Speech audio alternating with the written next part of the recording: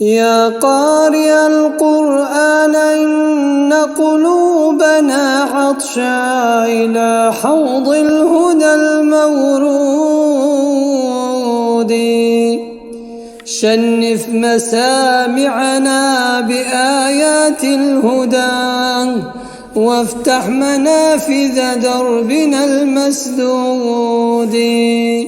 واقم من الإخلاص قصرا شامخا يدني على عينيك كل بعيد.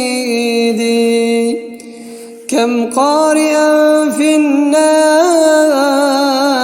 يحمد ذكره ويكون عند الله غير حميد.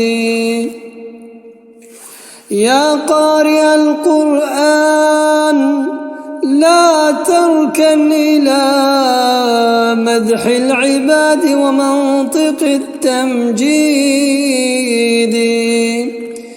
قل للذين تنكبوا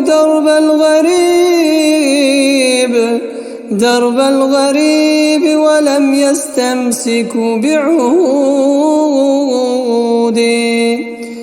قل للطغاة ومن مشى في ركبهم من طامع ومنافق ومريد. إن الذي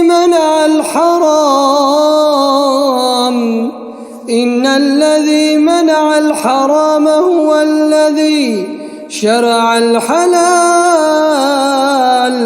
شرع الحلال لنا وكل مفيد. هذا هو القرآن دستور الهدى فيه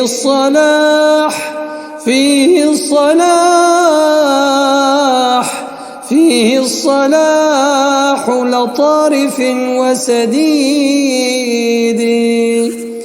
أفتؤمنون ببعضه وببعضه تتهاونون أذاك فعل رشيد. تتهاونون أذاك فعل رشيد.